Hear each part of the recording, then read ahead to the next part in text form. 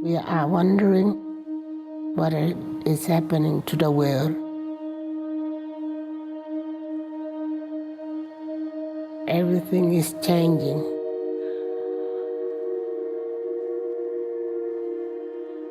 The very idea of human being some sort of natural concept is really going to change.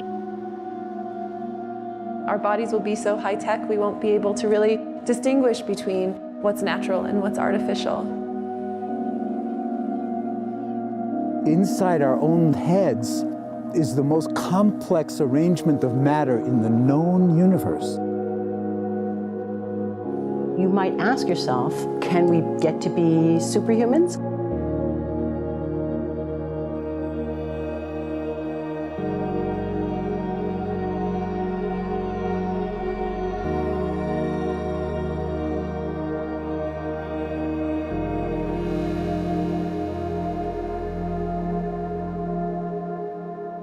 The original Industrial Revolution was driven by the discovery that you could use steam engines to do all kinds of interesting things. But that was followed by additional revolutions for electricity and computers and communications technology. We're now in the early stages of the fourth Industrial Revolution, which is bringing together digital, physical, and biological systems.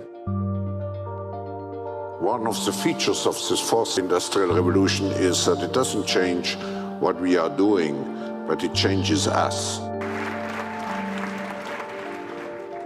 With the ability to visualize brain activity, for example, through a simple consumer-based EEG device, it gives us access to ourselves in ways that we've never before thought possible. It unlocks the black box that is the brain and enables us to really, truly be able to realize an identity that is aspirational. There's now a scientific foundation for the effects of mindfulness on the brain, on the genome, on biological aging. And when the human mind does know itself, then you get the potential for a new renaissance that restructures itself in terms of our relationship to life, our relationship to the planet, our relationship to work. We need a different economic model. And by that, I don't mean capitalism versus communism. What I'm talking about is a shift in the system along the lines of the two big changes that happened in the 20th century, Keynesianism, with a much greater focus on health and education and the role of government working with business, and then a reaction against that in late century to neoliberalism, where the focus was on free markets, freedom of the individual, and getting governments out of the way. We need a shift to a new system that will allow us to meet the basic needs of every human on the planet, that will live within planetary means, that will be fairer, and that will be focused as its key goal, not on growth per se, but on maximizing human well-being. And history tells us that a values shift is triggered by creation of a new story about how we want to live. I see the circular economy as something which fits very closely with mankind's goal to be innovative and creative and to always progress. We can use asset tracking, we can use IT, we can use 3D printing to enable this different economic model to recover materials, feed them back into the economy, and really to decouple growth from the resource constraints we have. The reason we live in cities is not different today than it was 10,000 years ago. Even if we have got networks connecting us, we still want to have places where we meet in person. So this means the place where we work and the place where we live are much closer to each other, a city where we don't need to have big supply chains in order to produce things, where many things can be sourced locally thanks to 3D printing and robotics. So if we're able to do something to transform cities, to make them more efficient, then the impact can be huge. Think about the prospect of getting rid of plastics. We must not only be inspired or informed by nature, but actually use natural organisms with which to design products and building parts. Only instead of varying material properties, we're varying biological functionality. Design is critical today because it's the first signal of human intention. So the question of adding quality to quantity, it isn't a matter of simply circulating things that are potentially toxic. It's circulating things that are safe and healthy for all generations. So the goal is no longer, I want to be less bad, less monotonous, less unsafe, less unjust. It's really about a diverse, safe, healthy, and just world with clean air, clean water, clean soil, clean energy. Together we are fighting to preserve our fragile climate from irreversible damage and devastation of unthinkable proportions. If we think about the original Industrial Revolution, it was an energy revolution. I like to think of it as a kind of bookending of a period in human history during which we used fossil fuels, and it worked very well for us for a long time. But now we have to bring that to an end. We have energy technologies that can power our civilization: solar, wind, biomass. So then the question is, well, how do we get grid integration? Maybe the wind is blowing in Denmark, the sun is shining in Germany, and now you can move that electricity through an integrated grid. You can supply energy to everyone who needs it, and you can supply energy at all times.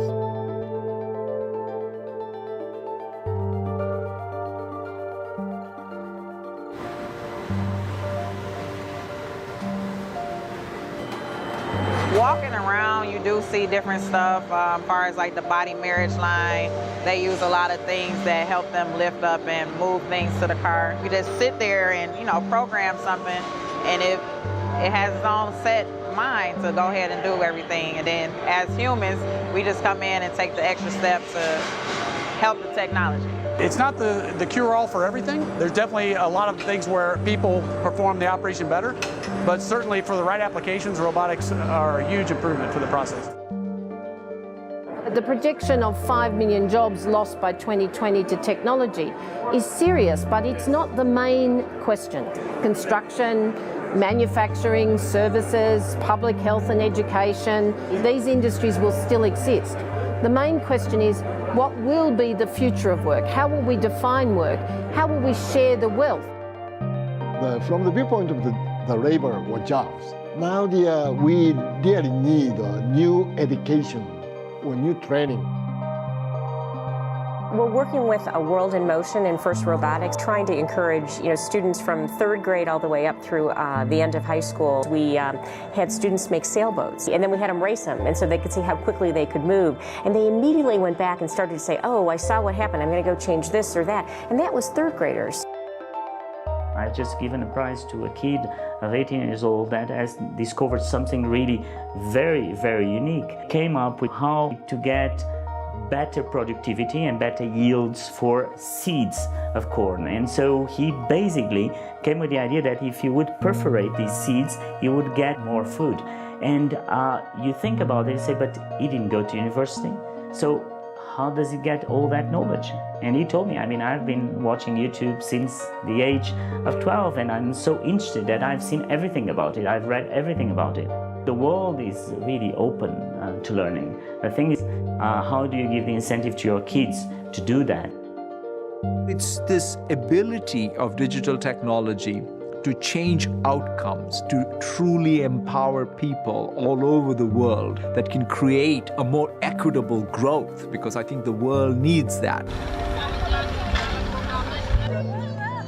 Fourth industrial revolution has the potential to make inequalities visible and to make them less acceptable in the future, and hopefully to gather and garner political support to take the necessary decision to reduce the gap.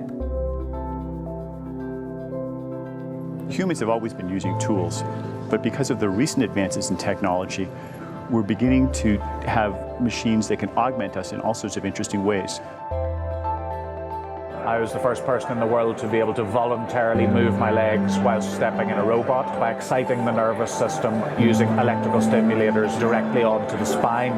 We believe that a cure will be possible if enough of the right people have the will to fast-track a cure for paralysis.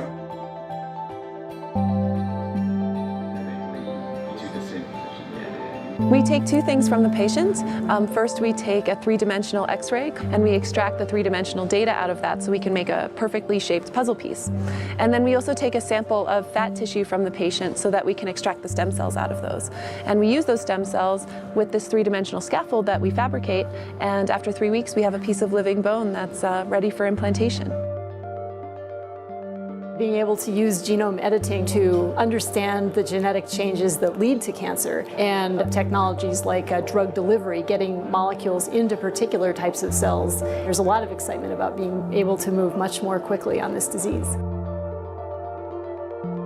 One of the things that I think is so essential to free and open societies is freedom of thought. And up until now, the conversation we've been having is around freedom of speech. Once we can access people's thoughts and access people's emotion, we have to create a space that enables people to think freely, to think divergent thoughts, to think creative thoughts. And in a society where people fear having those thoughts, the likelihood of being able to enjoy progress is significantly diminished. We need to take responsibility at every level of society, from the individual and the personal to the institutional to the global, to adapt to these technological challenges and changes which are redefining what it means to be human, what it means to work, what it means to be completely embedded in this world. People always ask me if I'm an optimist or a pessimist. The technology exists, but how do we get it and implement it at the scale we need at a price that people around the world can afford? Even though we have everyday problems we have to solve, we have to find a way to lay the foundations for the innovations of tomorrow.